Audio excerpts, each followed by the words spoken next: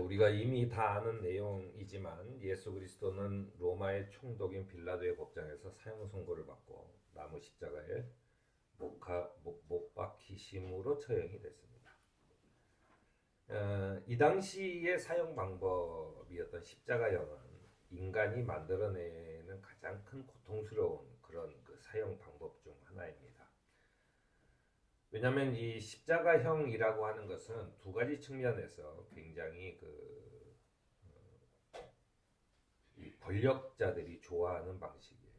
뭐냐면 하나는 나한테 덤비면 이렇게 된다는 것을 보여주는 십자가형입니다. 또 한 가지는 이것은 어떤 사람은 뭐 3, 4일 또는 7일도 걸리는 죽음에 이르기까지 매우 고통스러운, 그래서 이 피가 쏟아져 내리고 그 몸이 계속해서 찢기기 때문에 상상할 수 없는 목마름과 이런 그 고통 속에서 죽게 되는 거죠.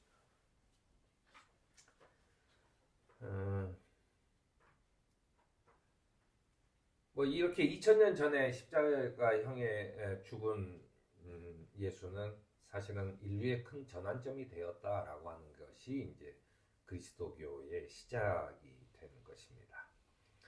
그리스도교인들은 그의 이 십자가형이 인간의 죄를 위해 바쳐진 유일하고 온전한 희생이다.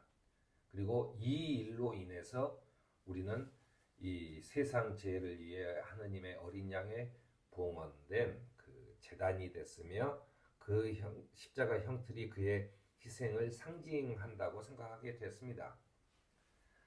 그런데 로마 제국이 끊임없이 그 십자가형을 많이 할 때는 마을 그 한복판에 이렇게 쭉 걸어놓고 하는, 그래서 이제 또는 전쟁터에서 어떤 곳을 정복을 하면 거기에 있는 지도자들 이런 사람들을 전부 다 그 마을 입구에 이렇게 쭉 매달아 놓는 거죠.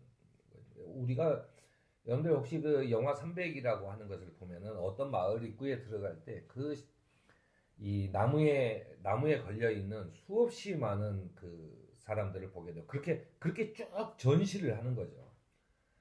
네, 이런 십자가형이 계속 되고 있는 상태에서 그리스도인들이 우리는 그 십자가 모양으로 이렇게 하자 그러면 다 도망가 버죠. 왜냐하면 사형틀인데 그것은 뭐 아무 의미도 없이 그냥 사형틀인 겁니다.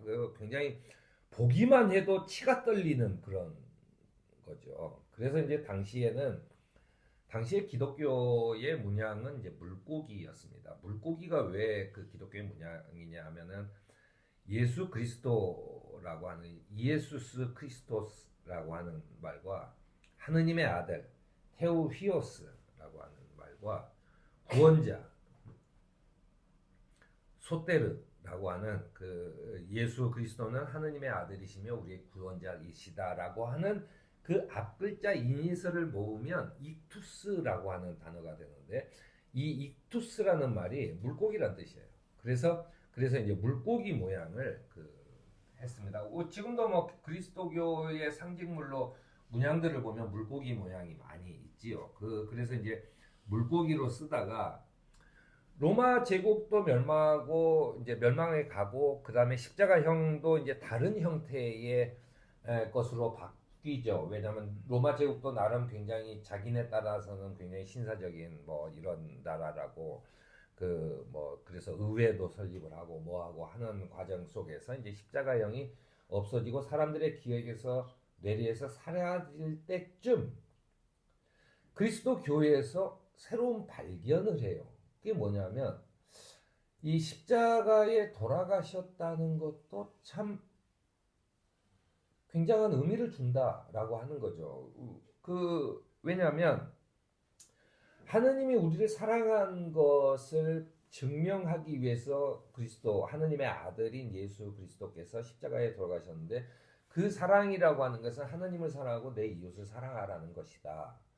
그래서 보니까는 십자가가 마치 하늘에서부터 아래로 사랑과 그 이웃을 사랑하는 수평적인 사랑의 어떤 것을 나타내주는 굉장히 디자인적으로 완벽한 요소라는 것을 깨닫게 됩니다. 그래서 이제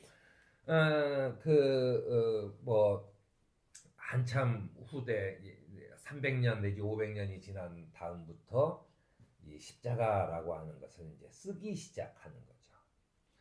또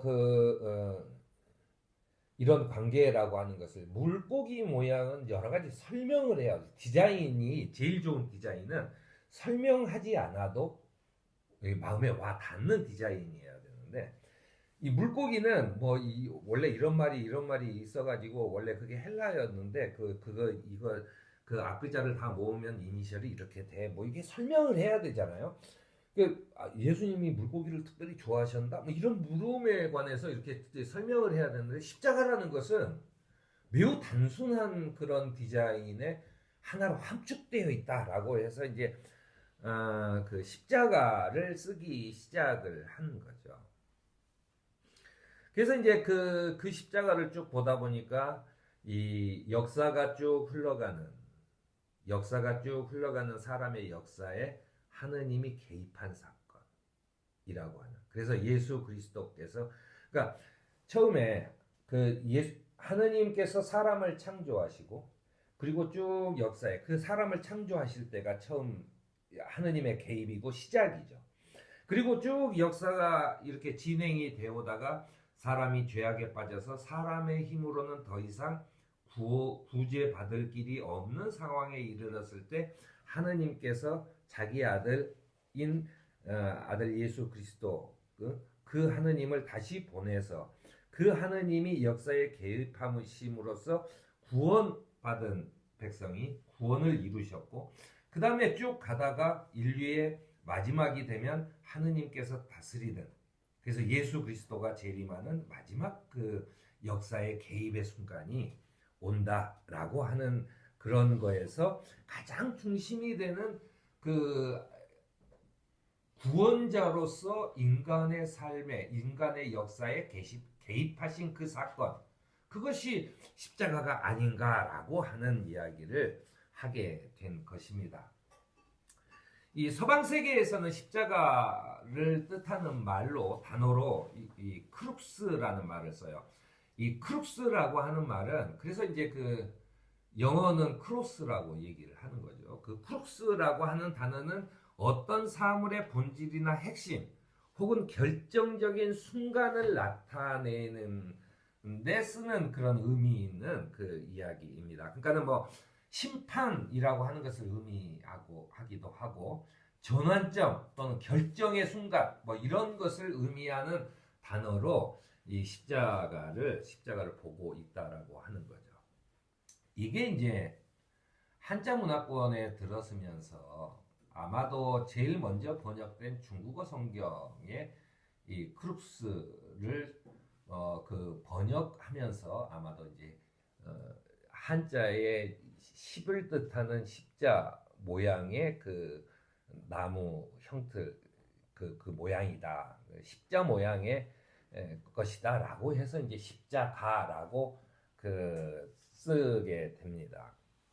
근데 이 십자가라고 하는 의미를 서양에서는 모르게 십자가라고 꼭 하니까 이제 동양에서는 특히나 이제 그 십자가 하면 십이라고 하는 것은 이제 하느님이 처음에 우리에게 내려주셨던 그 십계명의 그것도 생각이 나고 그 다음에는 예수 그리스도께서 부활하신 후에 50일 후에 성령이 내려와서 이제는 예수 그리스도의 한 번의 그 강림하는 사건이 아니라 역사 속에서 우리와 늘 함께 하신다. 성령께서 우리와 함께 하신다라고 하는 그래서 그 50일을 상징하는 것이다라고 보기도 합니다. 그 말은 뭐냐면 십자가가 주는 의미라고 하는 것이 동양과 서양이 다 다르고 문화권마다 다르고 그리고 정확하게 따지면 내가 보는 십자가가 다 다르다는 거죠. 정답이 없다는 것입니다. 내가 보는 십자가의 모습은 어떻게 보이느냐? 우리가 아마도 살아가면서 여러 가지 모양으로 바뀌어서 보일 거예요. 하지만 그것을 통해서 우리가 봐야 하는 것은 이 십자가 십자가를 통해서 예수 그리스도의 사건, 우리한테 개입하심, 성령을 보내심. 그래서 예전에는 우리가 살고 있는 구약의 세상이라고 하는 것은 우리가 살고 있는 것을 쭉 보다가 너 잘못했어, 잘했어 라고 하는, 그래서 뭐 포로로 잡혀가기도 하고 이런 것들이었는데, 그 다음의 삶이라고 하는 것은 우리가 십자가의 그 이후의 삶이라는 것은 그리스도께서 우리와 함께 하신다라고 하는 삶으로 바뀌었다.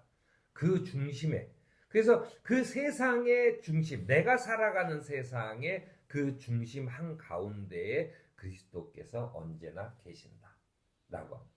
그래서 내가 그 십자가를 주변으로 돌면서 내가 내 삶을 살아가야 한다라고 하는 것을 떠올리는 것이라고 하는 것입니다.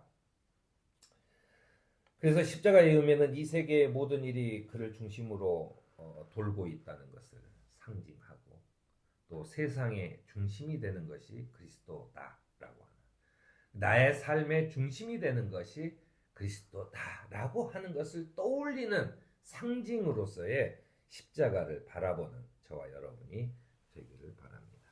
아멘.